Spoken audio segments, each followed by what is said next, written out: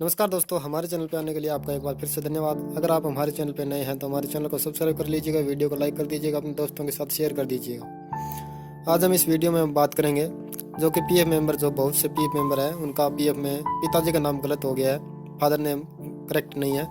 तो उसी बारे में हम बात करेंगे, जो कि सही करवाने के चक्कर में लोग जॉइंट डिक्लेरेशन फॉर्म भर भर के भेज देते हैं, उनका कोई भी रिस्पांस नहीं आता, रिप्लाई नहीं आता पीएफ ऑफिस से। तो उन्हीं के लिए मैं ये वीडियो बना रहा हूँ, तो ध्यानपूर्वक ये वीडियो देख लीजिएगा दोस्तों।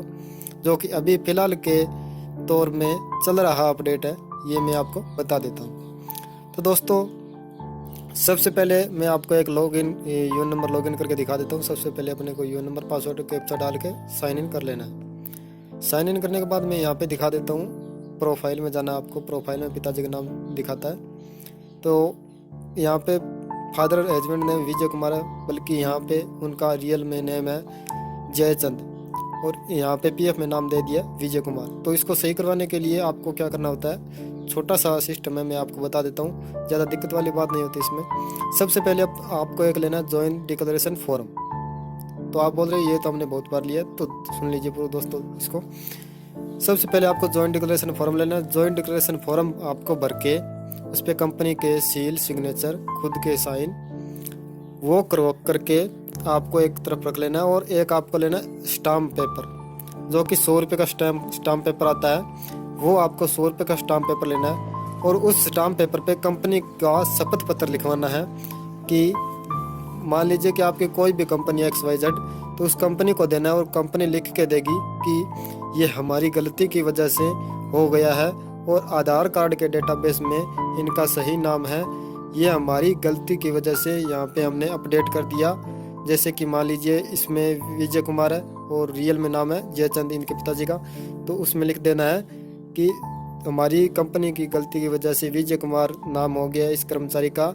उसमें आपका यूएन नंबर डाला जाएगा, लिखा जाएगा, आपका नाम लिखा जाएगा, और आपका एड्रेस लिखा जाएगा, और उसके बाद में आपके पिताजी का गलत नाम है वो लिखा जाएगा, और उसके बाद में लिखना है कि रियल में सही नाम इनका, जैसे कि जयचंद है, विजय कुमार नहीं है, जयचंद है। उसी तरह आपको भी अपने पिताजी का नाम रियल में सही नाम लिखवाना है उसके बाद में, और उसमें शपथ पत्र में आपको अच्छी तरह से लिखवा के आपको उस पर साइन और सील कंपनी के दोबारा लगेंगे, और आपके हस्ताक्षर होंगे। उसके बाद में वो जॉइंट डिक्लेरेशन फॉर्म हो गया, और आपका हो गया एक 100 रुपये का स्टाम्प पेपर। और स्टाम्प पेपर के बाद आपको क्या करना है, 2 लेटर पैड ले लेना। आपको कोई भी हो लेटर पैड, उस पर चलेगा, आपको उसके लिए स्टाम्प पेपर नहीं चाहिए। जो कि कंपनी में कार्यरत 2 गवाह होने चाहिए। जैसे कि मान लीजिए आपके साथ 2 दोस्त हैं, 10 दोस्त हो, कितने भी दोस्त हो सकते हैं, कंपनी में काम करते हैं तो उनके दोस्त तो हो ही जाते हैं। तो उसके लिए आपको क्या करना है, सबसे पहले अपने 2 गवाहों की एक ID प्रूफ लेना होगा, जो कि कंपनी में कार्यरत है, और उनका यूएन नंबर भी चाहिए।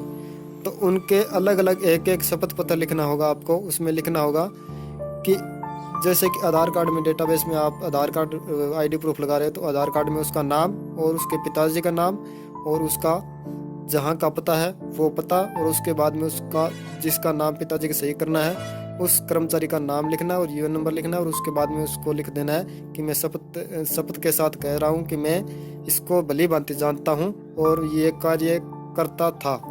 मतलब आपने कंपनी छोड़ दी है या कंपनी में काम कर रहे हो, तो उसमें लिख देना है काम करते हैं तो लिख देना है ये कार्य करता है हमारे साथ, और कार्य नहीं करता तो उसमें लिख देना है ये कार्य करता था हमारे साथ, और मैं इसको भली भांति जानता हूँ। इस तरह से 2 लोगों से आपको लिखवाना है, लिख आप खुद लेना, और उनके एक ID प्रूफ लेना है। बस एक ID प्रूफ लेके उनके साथ अटैच कर देना है, और उनका जिसकी ID है उसका साइन उस ID पे और उस शपथ पत्र पे साइन होना चाहिए, और दोनों शपथ पत्रों पे उसका कंपनी का सिग्नेचर और कंपनी की सील लगी हुई होनी चाहिए।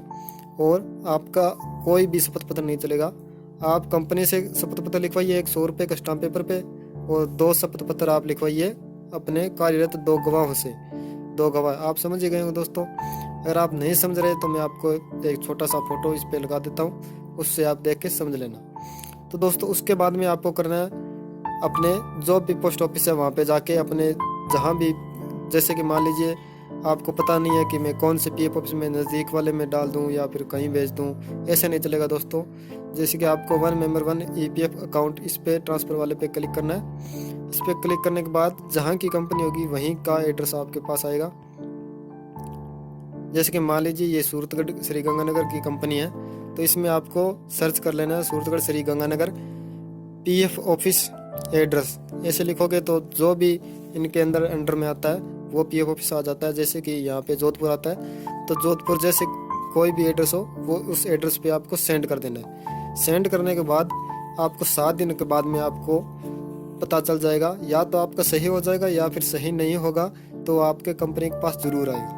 पहली बात है दोस्तों सही होगा, क्योंकि जो भी मैंने डॉक्यूमेंट्स बताए हैं वो एकदम रेडी डॉक्यूमेंट्स है, एकदम सही डॉक्यूमेंट्स है। उसमें आपका पीएफ में नाम सही जरूर होगा। तो उसके बाद में आपको क्या करना दोस्तों, वो सब डॉक्यूमेंट एक लिफाफे में डाल के आपको कर देना पोस्ट ऑफिस से स्पीड पोस्ट करने के बाद आपको 15 दिन या कम ज़्यादा से ज़्यादा आपको 1 महीना लगता है इस सर्विस को ऑफलाइन होने में। ऑफलाइन जैसे भी नाम चेंज होता है उसमें कम से कम 1 महीना, ज़्यादा से ज़्यादा 1 महीना तो हो ही जाता है। 1 महीने से पहले आपका रिजल्ट आपके सामने आ जाएगा। आपके पिताजी का नाम एकदम सही होगा, करेक्ट होगा।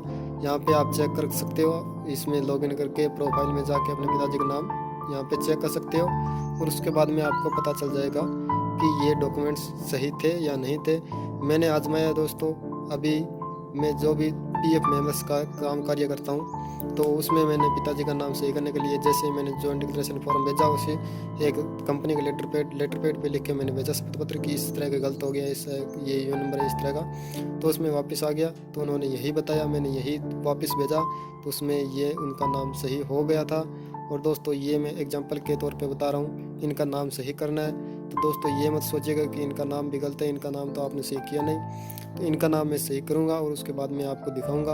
अगर आपको अपने पिताजी का नाम सही करवाना है तो सबसे पहले आपको 100 का स्टाम्प पेपर लेना होगा, उस पर कंपनी के शपथ पत्र, और उसके बाद में आपको 2 गाँव के नाम ID लेनी है, ID प्रूफ, और अलग अलग पेपर पे उनकी शपथ पत्र लिखना है।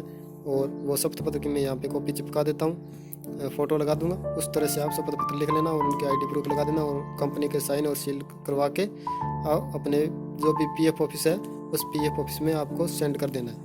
और पीएफ ऑफिस का एड्रेस जानने के लिए आपको सबसे पहले, जैसे कि मैंने आपको बता दिया, मेंबर 1 EPF ट्रांसफ़र वाले पे क्लिक करना है। और यहाँ पे आपको जैसे कि इस्टेब्लिशमेंट एड्रेस यहाँ पे नीचे दिख जाएगा, ये एड्रेस आपको सर्च कर लेना है। गूगल पे जाके आपको सर्च करना है, जैसे कि Shri Ganganagar PF office address ऐसे लिख देना है। तो आपके सामने जो भी पीएफ ऑफिस होगा गंगानगर क्षेत्र में आता है वो पीएफ ऑफिस आपके सामने आ जाएगा और उस एड्रेस पे आपको भेज देना है। और उसको भेजने के बाद आपको 1 महीने के अंदर पहले ही आपका नाम सही कर दिया जाएगा। तो आई होप यू कि दोस्तों आपको ये वीडियो अच्छा लगा हो। अगर वीडियो अच्छा लगा हो और आप लोगों का पिताजी का नाम सही हो तो ज़्यादा से ज़्यादा वीडियो को शेयर करें, और नई वीडियोज़ हम लाते रहेंगे पीएफ के बारे में, तो आपकी हेल्प होती रहेगी दोस्तों। धन्यवाद दोस्तों, जय हिंद जय भारत।